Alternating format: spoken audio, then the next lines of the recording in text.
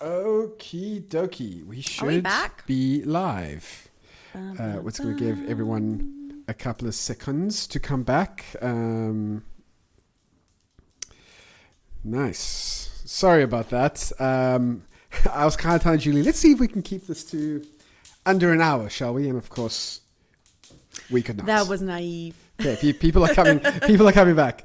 Thank you for coming back. Our apologies for dragging this out as we've kind of tend to do. But again, it's... I mean, where else are people going in a lockdown on a Tuesday night, right? They might as well probably just with no electricity. hear us talk about Le Creuset mugs and racism. Someone mentioned something about, would you rather have a bird pie dish from Le Creuset? And I don't know what that is, but I'm curious. There was a Darth, and open to There was a Darth Vader, Absolute Mama mentioned, there was a Darth Vader Le Creuset pot. What? Yeah, they made a Star Wars Le Creuset pot. What did it look like? It was like, I think the lid was like his face. Or, nah, I don't know. I mean, that just feels like a kind of cop-out. To like the Le Creuset aesthetic. Why would I want like Darth Vader's head on my pot? Le Creuset's aesthetic. I feel like our camera's is leaning more and more and more. Like, are we... Like, at least we're straight. As the night goes on, we're just oh, man. I kind of pride myself in doing the best production possible that I can possibly do. And sorry, guys, this has not been the best production I could do. The camera's skew, the sound was bad at the beginning. That light is behind us is not doing the effect that it's giving you a nice halo effect, this light over there.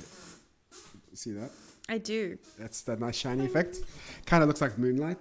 Good, because I just washed my hair, so I want people to notice. I did not, clearly. Okay, we're up to 25. We had... You sure that was just tea? Tiffany Hine. This lady does not drink at all, as you know. Wink. Oh, my gosh, guys. She's still hungover from the last time she went to Joburg to visit Tiffany. Be nice. No, we're just drinking tea and... conserving the few bottles of wine. Yeah, gotta ration that baby out. I was given quite a few bottles of wine for Father's Day, and I gave them away to friends. Yeah, you were really kind. Like a fool, and they were good wine. Such a fool, so great. You're like, wine. oh no, let's give the gift to this person. Let's give it to this person. I'm like, why do you have to be so generous? Just like. Okay, well, the one person did literally make my entire website. Just be selfish. So while we're waiting for more people to join, if you can do me a favor, go and subscribe to AphrodaddyOnline.com. That way you get all of the newest and freshest and most besterous Aphrodaddy content. Most besterous. That's a word. Okay. I hear you. Don't judge me. It's a real thing.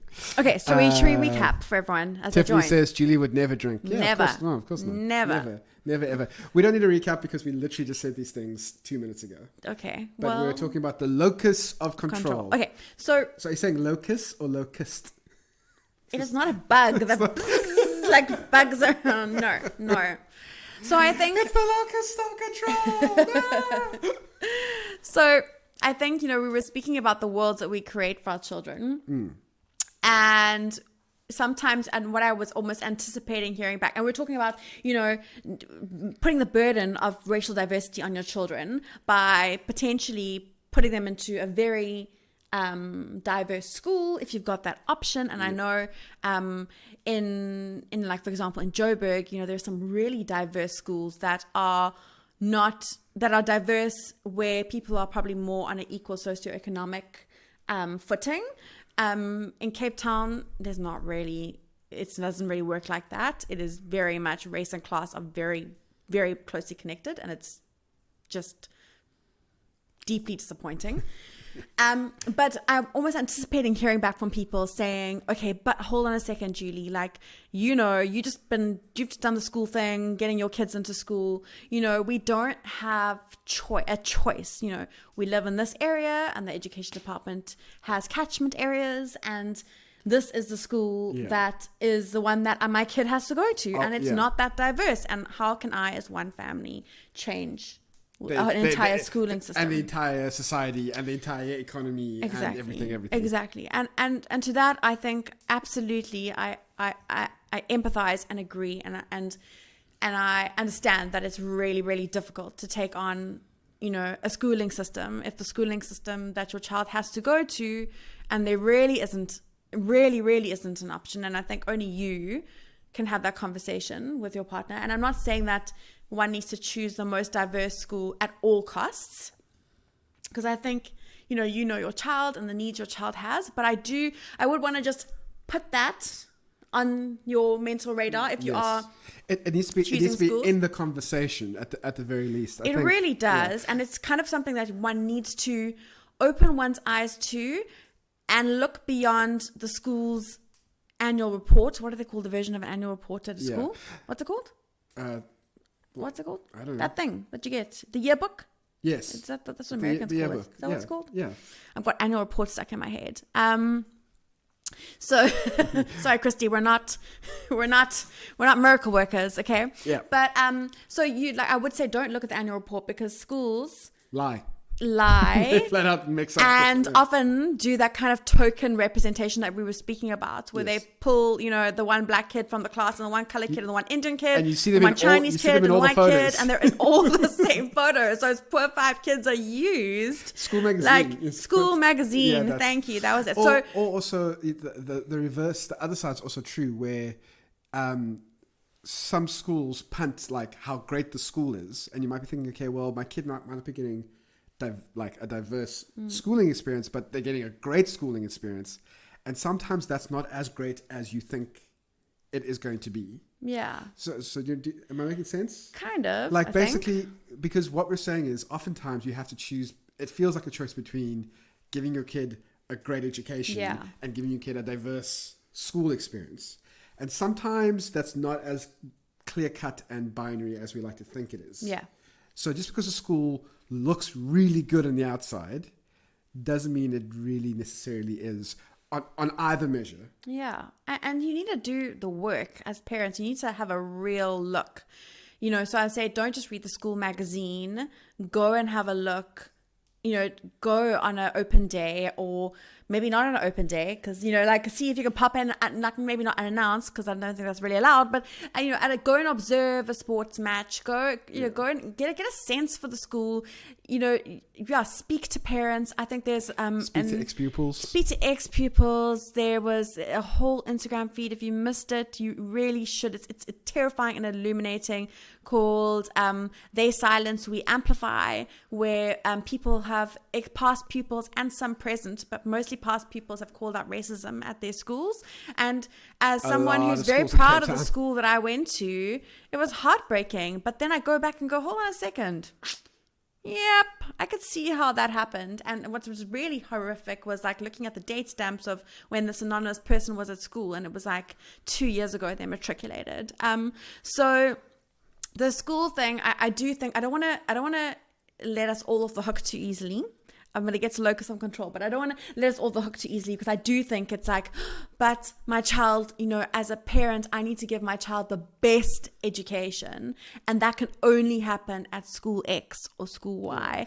But my point is, what does that mean? What does the best education mean? Yeah. Does it mean that they get the best marks and get the best opportunity to become a provincial hockey player? Yeah. Or does it mean good marks, good sports, but also an understanding of how the world works, because they have a good experience of other people, of different race and economic classes? Yeah. Malika said the school topic is another can of worms, especially in Cape Town. As POCs not living in affluent areas, it's a struggle to get into good schools. And I hear my heart is with you. I hear that. We hear that all the time, and I absolutely believe it. Because the schools. The non-school magazine walkthroughs reinforce that a lot of the time, that they're where are all the children of color in a province that has so many people of color in it? And it's a real problem, and it is something that we need to address. And it's something that, again, I'm not saying that one needs to address this tonight, depending on where you are in your journey, but many of us hold different places of power and different spaces, through our work. If you're on that school governing body. Yeah. in our work, in our lives, we know people, we are quite well networked and resourced. So how do we start pushing this conversation forward? Because honest to goodness, I do not want my grandchildren to be sent to the same version of the schools that we went to, and now we're having to navigate with our children. So I don't want to put I think we need to think about it. And I really think that it's something that, again, no one else can tell you why you're choosing to send your child to a particular school. And no one else can tell you whether a school is right or wrong for your child.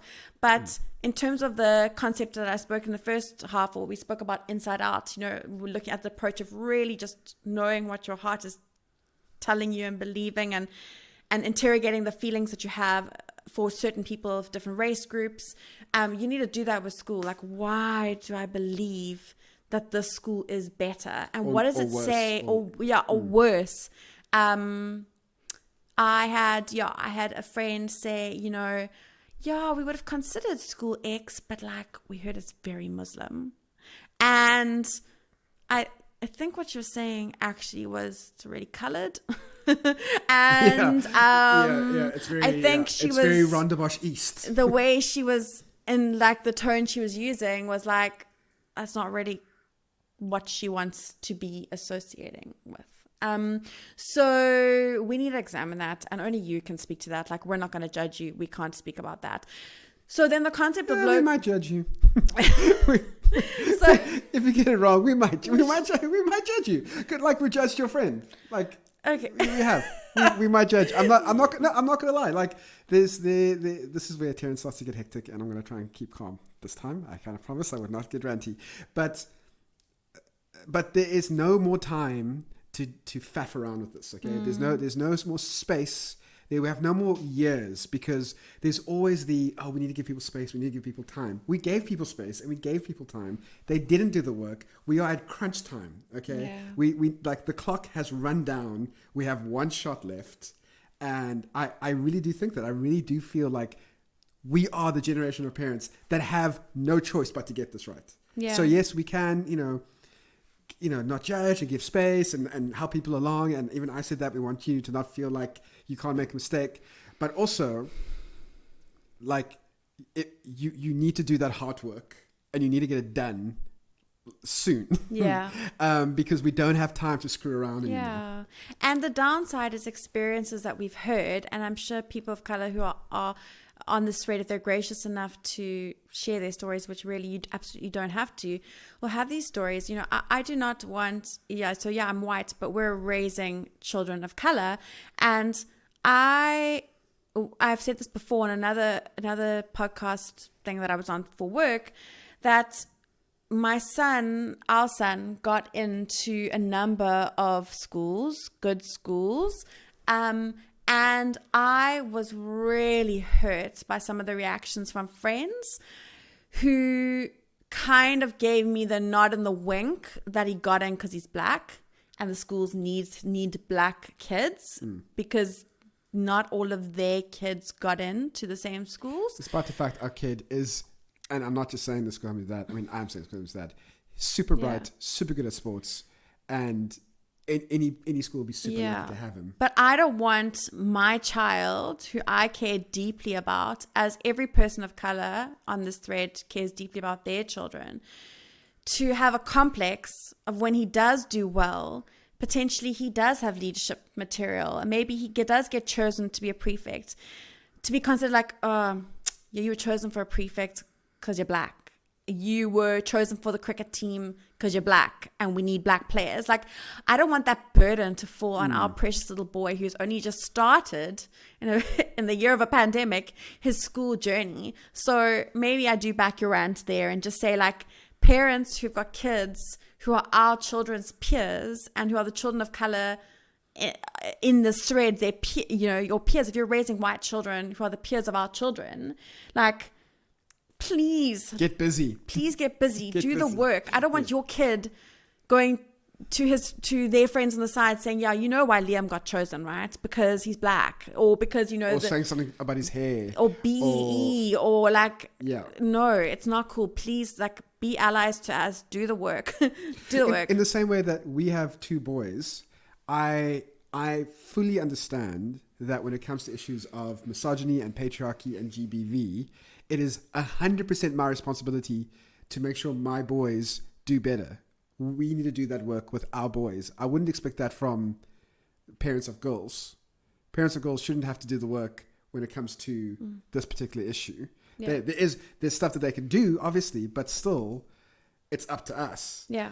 And so, yeah. So, okay, we've kind of ranted on about schools now. So, do look, and there are options, and there is maybe more option than you realized before this conversation. So go and think about it, and think about if you are in a super white school, and you're a white family, like what can you do?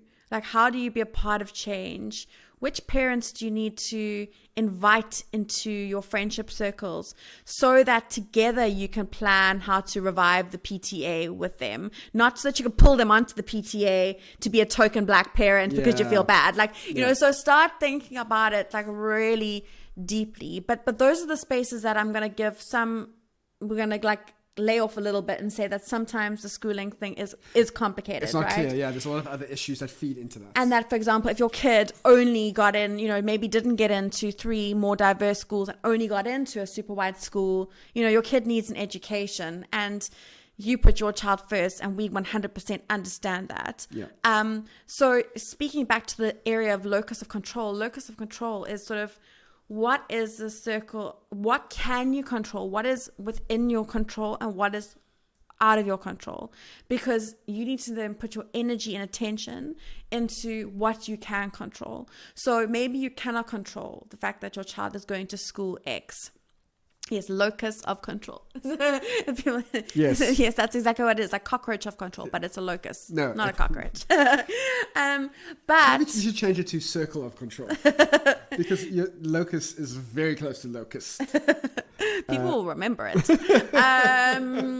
But what is within your control? I mean, again, making the assumption that potentially you're parenting young children, the extramurals that your child is a part of would be an example, right? So if you are living in Cape Town in the southern suburbs and you get to choose an extramural and you're choosing, and I'm saying southern suburbs, Cape Town, for those of you who understand what that kind of demographic looks like, it is pretty white. This is the southern suburbs. You can make a choice. You can choose rugby tots for your kid, or you can choose an extramural that might be a little bit more diverse and inclusive. And there's I know like in Cape Town there's a play group that was running for a bit. That is an opportunity for kids, not just Xhosa speaking kids, to come and learn traditional songs and games and have fun. And that was a great initiative that I don't think it got the support that it should have got. It was like a golden opportunity. It was run by 2 Xhosa speaking moms, not white people who speak Xhosa. Not that I have any issue with that at all, but I think it's amazing. More white people. It's about who's leading. It's about leading and creating space, and that was an incredible opportunity. And I don't think it was taken up. So you can choose that, and I know again it's hard if you've been told your whole life that like, if you're raising a little boy, he should be a rugby star. But why? But rugby is quite a white sport, and it has a lot of problems with it. And so we need to examine like that. Then again, you can choose your social spaces. You can start to think a little bit wider. If you attend something like a church or a faith-based community, again, we spoke last week a bit about this. We're not saying just go and like leave your church without consulting your pastor and going through the process of what's appropriate for your faith group. Okay, black person, we're friends now because I've decided. Like that doesn't work either. But you can. There are things that you can control. You can control what books you buy for your kid from exclusive books. So with the becoming friends with people of color. A lot of conversations I have with white people when I say, look, you need to have good relationships with people of color so that you can have these conversations, and that they need to be in your home so that your kids see, brown and black people who are peers of their parents, so they understand that brown and black people aren't just subservient, which is a very subtle messaging that gets sent all the time. And then the answer back is like, but how do I do that without seeming fake? Like, how do I be like, I'm only becoming your friend because I need to have a black person as a friend?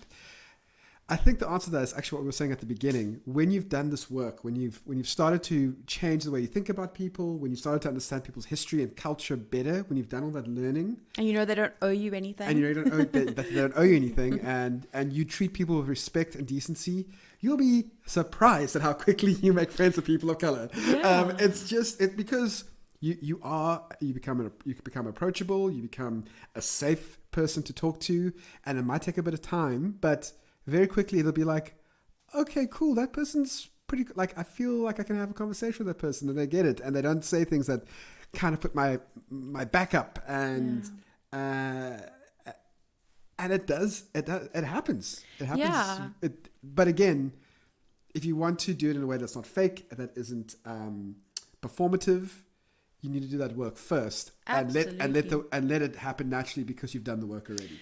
And we've seen it pour out even in the space online. You know, I mean, again, I think we're in a world now where we have so many other opportunities for connection. I've seen how people have rallied around this issue in the online blogging space over the last 3 weeks, where people have shared with me that there's been like different groups that have formed, you know, like separate WhatsApp groups. Things have gone offline into like a WhatsApp space, and friendships have formed, and people are sharing, you know, they're not always talking about this issue, then they start sharing memes and talking about parenting, and like real friendships can be built from an online space. But again, you know, if you are the closeted racist who's not done any work, people of color will sniff that shit out, and they will call you on it. Like, they will, and like, you will not be welcome, and you should not be in those spaces. Like, you have to do the work. It has to be real.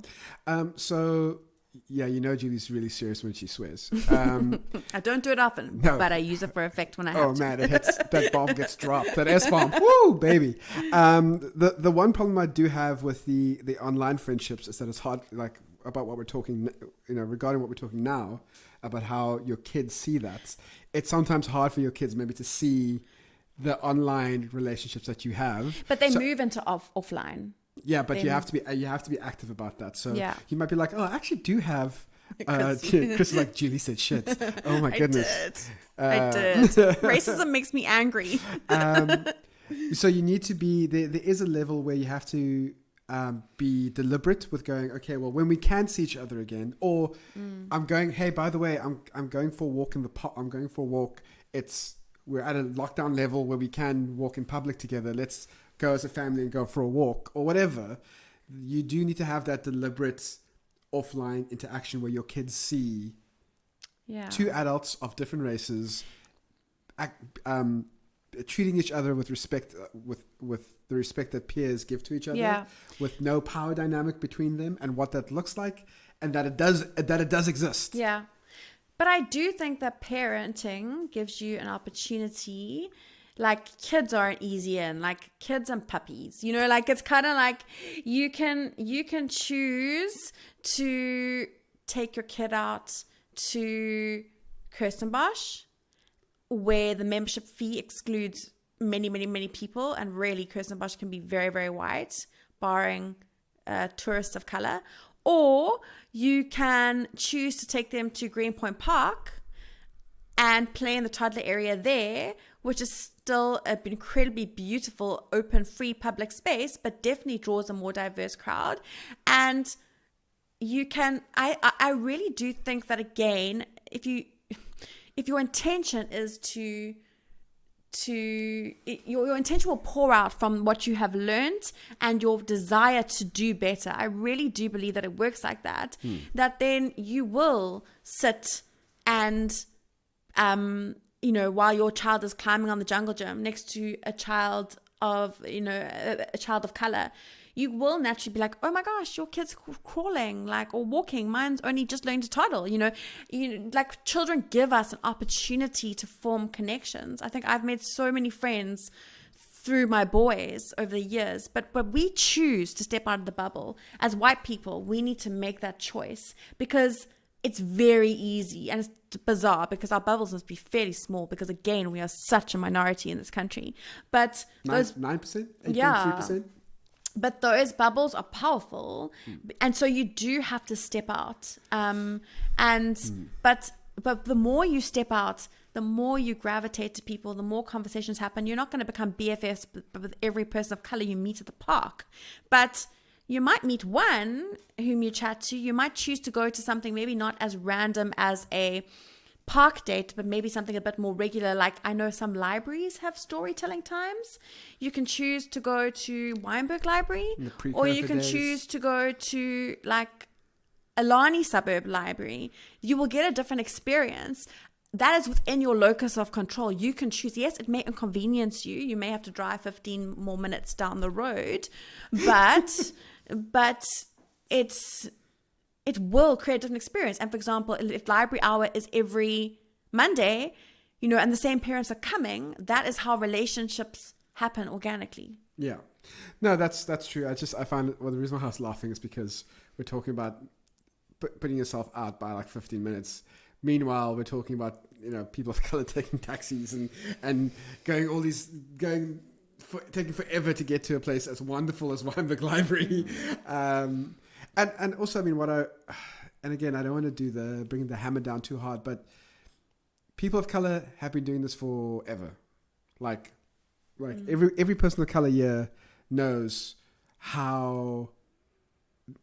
the feeling of having to step out of your comfort zone, having to step out of your bubble, not because you just want to make friends with people, but like as a way to survive. Like we've had to do that, and we've done it fairly successfully. So this isn't a hypothetical, maybe one day someone will be able to do that. People do it all the time, just not white people. It's just not something that white people have needed to do. And now it's a skill that white people need to acquire of looking at spaces that aren't comfortable or 100% comfortable or 100% easy. Because again, taking your kid to Weinberg Library isn't a massive sacrifice. No. Okay, you're not going into a war zone. You're going to Weinberg Library. The only thing that might happen is that a tree might fall on your car. But that happened last week. Happened last week in the storm. But that's not a huge sacrifice. It's a small thing. You'll get almost the same experience. Again, but stuff like churches, stuff like who you're talking to at your office. There's all of these different loci of what do you call it? Power? Bugs of control. Loci of There's swarms of control all over your life, but it requires deliberate action and deliberate thought to get the ball rolling. And I really do feel like it's one of those things where the initial effort feels like a lot, and you do have to be conscious about it. And you do have to be conscious about it, and it takes a lot of work. But once the ball's rolling and you start to meet more people of color, you start to find yourself into these spaces in more diverse and inclusive spaces. You'll find these conversations start happening more. You'll find better experiences, and you might find conversations with your kids start happening more naturally. Oh, why does Auntie so and so say goodbye in that way? Or why do they live there and we live here? Or why do we say this particular why do we talk like this to Granny and Grandpa, but we don't say it like that to those friends? Okay, well, actually saying it to Granny and Grandpa is fine, but then you can explain things like racism to your kids. You have all these opportunities to really show your kids how to be mature adults who treat everyone with respect and dignity. I mean, that's the goal, right? Like, absolutely. We want our generation of kids to interact with people with love and respect wherever they go, which sounds really hippie. Yeah. It sounds really like peace and love, but that's ultimately the goal. We want them to be able to, regardless of the person's gender or race or religion, we want them to be able to treat them with an equal level of respect and dignity. Yeah. But that doesn't happen. That won't just happen because society teaches them the exact opposite. Exactly. And I think as a white person, what you will find is that initially the idea of popping the bubble that you thought was there to protect you will be really terrifying. And once it's popped, you'll realize how oppressive that bubble really was. Yeah. To you, not just to people of color, because, there are lots of schools who thought that people of color would be really happy to send us all to an island and get rid of us for a while. We cause a lot of trouble. But to you, it looks different. And I must say, what one needs to be prepared for when you do pop the bubble is that you will never be able to look at the bubble the same way. The bubble will annoy the living It crap will out of annoy you. you, and it You will. You'll look at friends and go, what the hell is wrong Yeah, with you, dude? and never mind just friends. It can be really difficult if your family is not on board. I actually got a DM, anonymous DM, while we were doing the first session, saying, how do I deal, raising Black children with family members who speak about Black people in derogatory ways. Like that is hard, and it's going to call you, because we are, as parents, we are primarily responsible for the care, love, nurturing of our children. It is obviously deeply harmful for white parents who adopted Black children to have racist family members. I mean, that is like next level problematic. Yeah. You got to choose your kids over your family, man. Absolutely. And you're going to have to pop that bubble and run. But it is also, if you don't have a single Black person in your family, it is deeply problematic for your white children to hear grandpa speak about them, they, those baboons going back to the bush. And so again, once it's popped, like you can't go back. Yeah. But the world is significantly, for the most part, like, it's more colorful. It's brighter. Better. It really is. Better.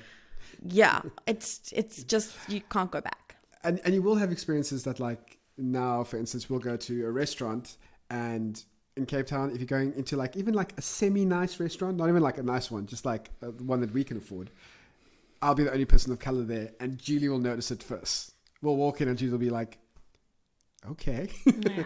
You'll just look around and you'll be like, oh, okay, I'm starting to see things I haven't seen before. And we had this conversation actually at a restaurant. When was the last time we went to a restaurant? 2,500 years ago. Where I was asking you, like, do we see it? Like, we sit down and we immediately see I'm the only person of color there. And I'm like, do they see it? Doesn't every white person in this room right now see how weird this is? Like, do they understand it and they ignore it? And you were saying, no, they just don't see it. They absolutely don't. How sad. Yeah, absolutely. Is it worth doing a quick recap of just some thoughts? Do you want to go through some questions? We don't have any questions. We'll give 2 or 3 minutes for you guys to pop any questions or thoughts you might have. I do want to see if we can give some space to that. I also don't want this to go on for another. We've already done another half an hour. Yeah, that's why I'm saying I've got my recap points here. So I have seen some people have just joined. So maybe it might be a good idea. Maybe if some people have just joined, just go through your points. Yeah, hit cool. them quickly. We'll recap and then questions if you've got them. Okay, so the point to remember is racial diversity and being racially conscious is good for all children, not just children of color. So it is worthwhile acknowledging that the concept of colorblind is harmful. It doesn't help any child, and that we want to create a world where all children can thrive, and that world has to be an inclusive world, has to be an equal world, and we have to strive towards that. Secondly, in terms of this journey of where to start, you got to start with you. You cannot start with your kids. Your kids learn from you. They learn from what you say, and they learn from what you don't say. So absolutely make sure that you do the work. Internalize why you think the way you think. Spend some time doing some research, do some listening before you ask any questions. There's a lot out there. It is easy and readily available, freely available. So do the work.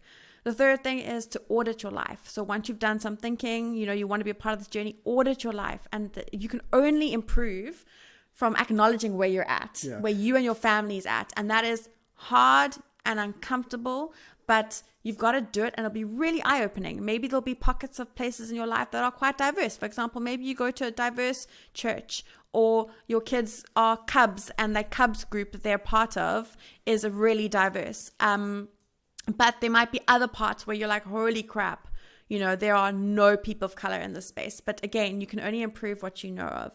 And then the third thing is, again, acknowledging that the journey is slow, and one needs to do it with one's eyes wide open, so that you are a part of creating inclusive spaces and you are not an imposter into that space.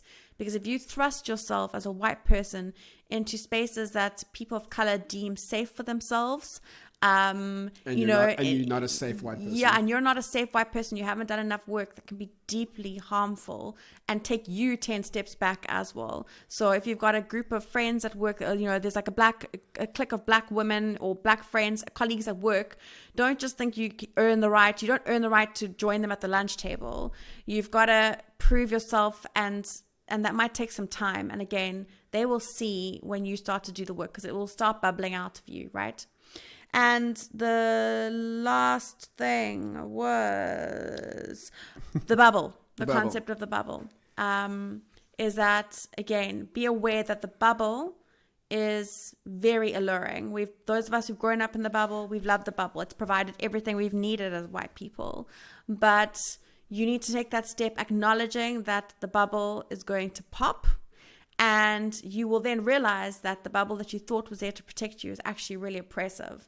But you can't put the bubble back once you've really popped it. So be aware that that is the step you take, and it is the right step to take, but it is not going to be an easy step to take. And it will mean that possibly you might lose friends and family members in the process, but ultimately working towards the goal of a society where we really are conscious of each other, we are empathetic, we are kind, we're caring, we really believe in striving towards equality and inclusion, it's the right step to take. Nicole has basically summarized everything you just said in like 5 lines. Oh, so much more there is. Good job, Nicole. Well done, Nicole. Yeah, and remember what your locus of control is. Oh my gosh, if that becomes a thing, locus of control. Academics going to be upset. Thank you so much for joining us this evening. It is like we feel like we get to have a conversation with people remotely, and we don't have to talk to each other again. For your you didn't give people a chance to let the questions come through. Oh, well, yeah. Sorry, I needed to save this. Thanks, guys. Nicole saying. KB saying, for your example of the restaurant experience, how do you explain this context to the children to broach intersectionality of race and class? Yes.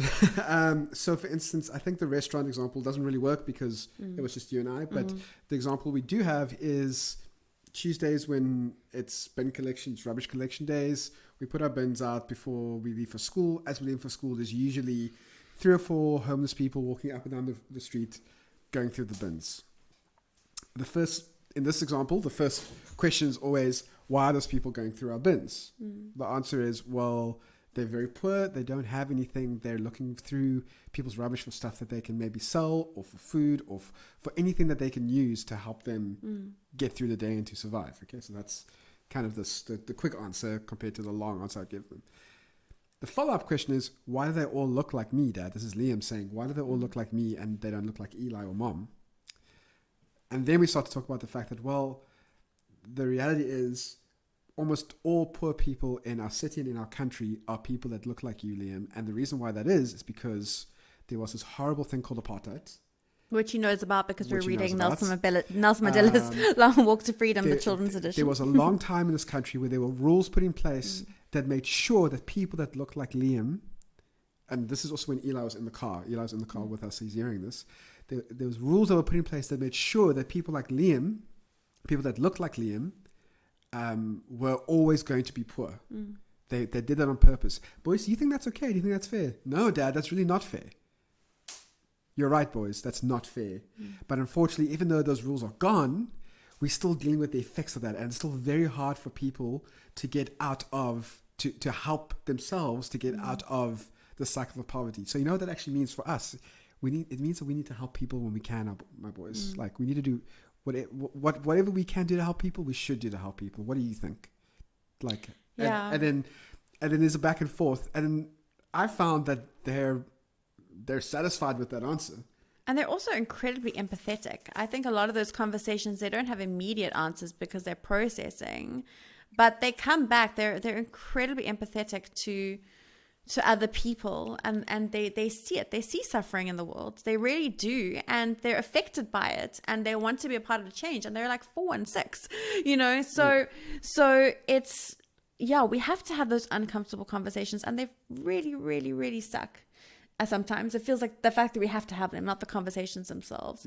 But I do think that, again, like, children have an incredible ability to process, and there is growth for them and for us through those conversations. And I was so grateful that I was the one that got to tell them that, and not maybe a teacher who's trying to control a noisy class and says an offhand comment that sits in their minds also, in the wrong way. And specifically sits in our black son's mind. In our black son's mind. Or maybe a teacher who is racist. I'm not sure, more than likely they don't have racist teachers because we've chosen good schools. But, or an offhand comment that they hear from a friend who, you know, they're talking about the people who collect rubbish. And then they're talking to their white friend who heard their dad say something racist about those people. We lock our bins so they can't get in, or something. So there, it's important because you do not know who's going to be informing your children about these things. You need to be the one to make sure that you have complete control over what they're learning and what they're saying. How do we bridge the gap between blissful ignorance and targeted change in white people? Jawad, in terms of children. I think it's in terms of what we've been talking about. How do we get them to? So hopefully things like this are helpful. I, as a person of color, it's not my job to bring white people into the light, quite frankly. If people are here, if I'm having a discussion and white people are coming here and they want to listen and engage and talk with me about this, I'm obviously super happy to do that. Like, I'm super keen to do that, but I'm not going to go out into the street trying to get, you know, my potentially racist white friends to come to the light. No, I kick them to the curb. Quite frankly, white people have had enough chances. I know that sounds very like ungracious or inflammatory, but it's not. White people have been shown grace after grace after grace. They've had chance after chance after chance, and I don't think they need another chance from me to try and like get them over. Like, if you don't get this yet, and if you're actively choosing not to get it, I'm not going to fight you to like get you to. I'm not going to push this down your throat. No, if you're saying help me, Terrence, or if you're like, can you help me understand this? Yeah, I'll do this for days.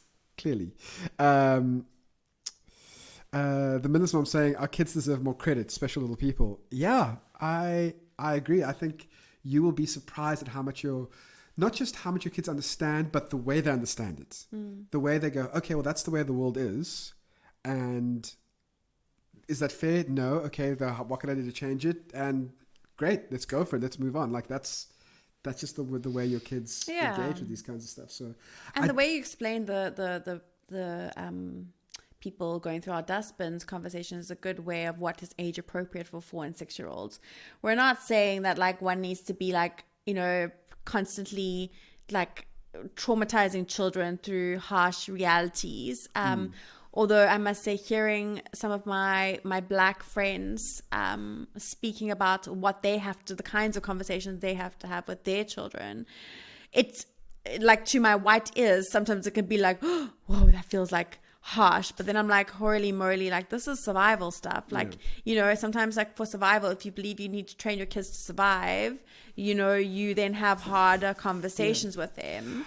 But for the most part, a lot of these conversations, you know, we're saying like, have the conversations, create the space, answer the questions, but you don't like, and keep expanding on that as they get older, as they mature, as they understand more. Yeah, sorry, I just need to fix this thing quickly. The other thing is that I think, like we were saying earlier, if you are uncomfortable with answering these questions, if you are uncomfortable with these conversations with your kids, that's probably your issue and not your kids. Like, your kids are probably fine with having this conversation with you, but you have the baggage that you haven't dealt with. Yeah. Again, you'll be surprised once you've done the work. Like, I would have been uncomfortable with that conversation, but I've done some thinking around what do I think and feel about poor people? What do I think and feel about homeless people? I've spoken to them. I've spoken to the people and found out about their lives, which is maybe not the best move, because now they think I'm their homie. But I've spoken to people who run NGOs, who support homeless people, and like trying to get understanding of what their lives are like, trying to get to understanding of how I can get more empathy for them. So when the issue comes up, what are those poor people doing?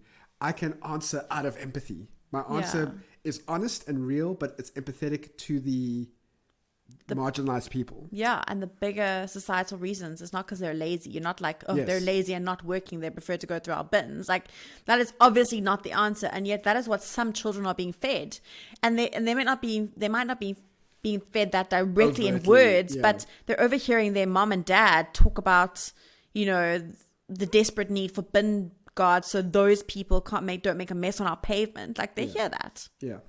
So that's the thing. All these people who answered when I asked, like, when are you talking to your kids, or how have you spoken to your kids about race, who have said, our kids don't see race and they're so pure and we don't want to, like, taint them. They've been tainted. Like, the moment they're born, even before they're born, they're affected by race. They're tainted by race, or tainted if you want to. They are aware of race and race issues, maybe not completely consciously, but they're in the back of their minds, subconsciously, it's there, and you will affect the way they think and feel about race, either overtly or indirectly. And again, you should rather take control out of this and make sure you're saying the right things and doing the right things by taking deliberate action. Do the work, people. Do the work so that it becomes a natural part of what happens in your home. Some water because I've been ranting. I think we have. I think we're ranted up. We have ranted and chatted. So what I want to say is this is going to be a podcast hopefully tomorrow. Probably, what day is it today? Tuesday. It's probably going to come out on Thursday. It will be on IGTV tomorrow, this full thing, both videos. Do me a favor. Like I said in the beginning of this video, go to Aphrodite Online and subscribe there. But if you do listen to podcasts, my current favorite child is the Ask Aphrodite podcast. It's growing really well. Weirdly, a lot of listeners from the USA. Just all of a sudden. So if you're listening, because this is going to be a podcast. If you're listening to this as a podcast, if you're listening to Ask Aphrodite and you're listening to this and you're from the USA, hi, nice to meet you. Hi. Howdy. Oh my gosh. No. Is that wrong? Stop it? Okay. Yeah. But go to Ask Aphrodite, subscribe to the podcast, listen to, there's a whole bunch of topics from, again, race and adoption to, raising boys to be feminists or raising your children to be feminists to all sorts of issues around fatherhood. I know sometimes we forget that Aphrodite is actually about engaged fathers, but this again is around that topic. This is an important issue to talk about. But there's obviously a whole bunch of other things that are of interest to any parent. Yeah. So go to Ask Aphrodite and subscribe there wherever you listen to your podcasts, and I mean everywhere. Don't be racist to Americans. What's that racist to Americans to say howdy? I don't know, babe. I cannot. I do not feel qualified to comment. If an American if an American came down here and said, "Away," I'd be like, "You're nice." So it's cultural appreciation, not appropriation. Exactly. Okay, got it. Oh, so Danny is talking about the a course with Kopanya on how to talk to kids about race. Yeah, the Kopanya Institute, I think it is. They do amazing work and offer incredible courses around race and interacting with conversations on race and raising children. So definitely check them out. Kopanya. Nice. Just so you know, Danny was my first boss. Oh, hi, Danny. Yeah. I still get a little bit nervous. Oh my gosh. Okay. Yeah. So thank you so much for engaging and for listening and for talking back to us and for giving us your thoughts. It is super. It makes us feel better. It helps us engage with this issue more because we still have work to do when it comes to this. It's good to know that this kind of matters to people. Yes. They're not just indulging us because they're bored on a Tuesday night. I mean, if you're here because you're bored, we don't judge. It's a win either way. It's all good. So, okay. Right. We got to go. I need to clean my kitchen. Yes. Yeah. And last thing I was going to say. What was it? I was going to say, if you want to continue this conversation, as much as my wife says this is a bad idea, you can always send me a DM on Instagram or you can send me an email, aphroditect@gmail.com. I try my best. He may not reply to you. I do my best. I reply to people. He'll tell me about it and that'll count for something. I reply to a lot of people. Okay. You try. You try. It's what's in your heart that matters. Okay. Okay. We're going to go off and have our own conversation now about being condescending to your husband. Daddy says she's proud of me. Oh my gosh. Thanks, Daddy. Appreciate it. Cheers, Okay, guys. bye. Bye.